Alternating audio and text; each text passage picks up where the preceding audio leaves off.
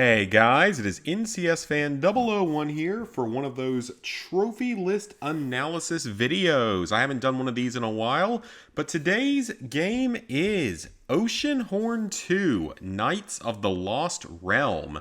So this game released on PS5 on August 2nd, 2023, most likely the day prior to this video going up. And the game comes with 35 total trophies worth 1,350 points. 1 platinum, 5 golds, 11 silvers, and 18 bronzes. I haven't seen anything about it coming to the PS4 as well. I think it's only going to be on PS5 at this point. So the reason I'm doing this video is because the original Oceanhorn I think is a bit of a hidden gem out there. It plays a good bit like Zelda, which is not usually a franchise I'm a huge fan of, but it definitely kind of gave me like Zelda Wind Waker vibes.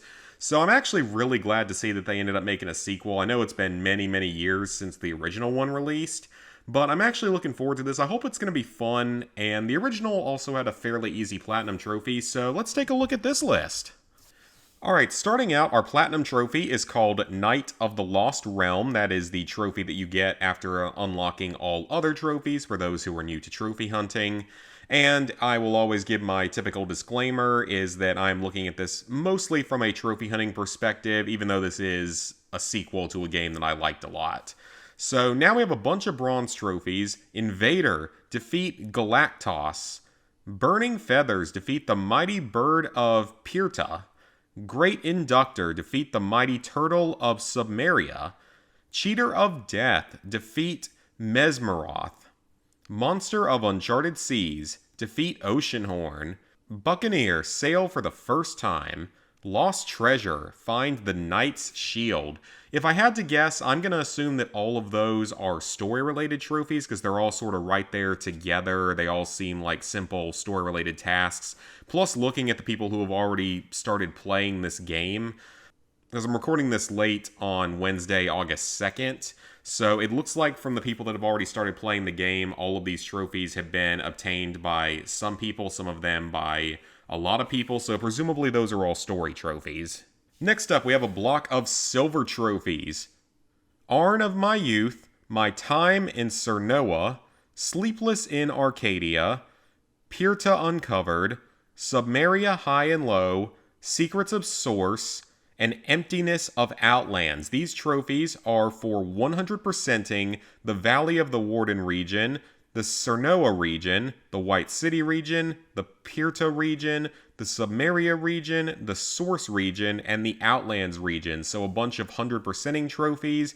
It looks like only one of these has been obtained so far at the time this is being recorded, so this is probably just a fairly time-consuming trophy. I think you had to do something like this in the original Oceanhorn, and it was fairly time-consuming to get through. Not overly difficult, but definitely a little bit of a grind. I don't know if this game's going to be a lot bigger than the original to where it might take a good bit longer, but I guess we will have to see.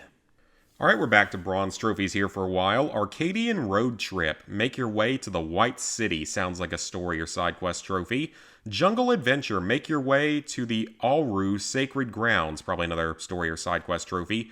Pilot. Fly an airship for the first time. Probably like a late game story type of trophy. Tropical Crusade. Make your way to Utheka. I'm sure I butchered that name pretty badly. Ultima Thule. Make your way to Source. The Dark Tower, make your way to the top of Riskborn Cathedral. So I'm assuming that all of those are story-related locations or maybe even side quest-related locations. Probably nothing like too terribly difficult there, just exploration-based trophies. The Witness, witness the destruction of the White City. That sounds like a story type of trophy, late-game story trophy. Lost Treasure of Alris, find the Alris's treasure. Lost Treasure of Gilfolk. Find the Gilfolk's treasure. I believe there were some treasures that you had to find in the original, so that makes sense that they would bring that back. So those are probably going to be, they might be like entire side quest lines, or they might require multiple steps or finding other collectibles first to be able to do it. But I'm going to assume that that's probably not going to be anything too terribly difficult. There's probably also going to be guides out there if it is just a locate this item somewhere in the world type of trophy. Alright, now we're getting into some more seemingly completion type trophies. Forged from Meteor. This is a gold trophy. Wield the Astro Blade. So that is presumably some kind of either late game weapon or just some kind of weapon that you have to build in a specific way that's probably fairly difficult to obtain. It looks like a handful of people have gotten it, but not as much as some of the other trophies. Powered up. Power up your weapon or spell with a power shard. That's a bronze. That's going to be basically unmissable. Full potential. Collect all power shards. That's a gold trophy. It says 0 out of 100. So presumably that means there's 100 power shards, but I don't know if it's trying to say 100 power shards or if it's just trying to say 100%, because that's what some of the earlier trophies had descriptions showing, so we will have to see about that.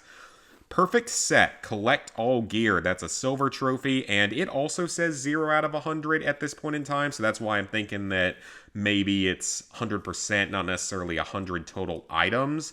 Because it looks like there's only about 7 regions in this game, which if they're probably bigger than the original games, but the original game had more regions than that, I believe. It had more islands from what I remember. The Crimson Hunt. Collect your first Bloodstone. That's a bronze. And Crimson Collector. Collect all Bloodstones. That's a gold. So again, there, I highly doubt there's 100 of them in the game. That's another, 0 out of 100. So it's probably 100%. But those are collectibles that come back from the original game. I don't remember exactly how many there were in the original game. It wasn't a massive, massive number, but you definitely needed a guide to find some of them.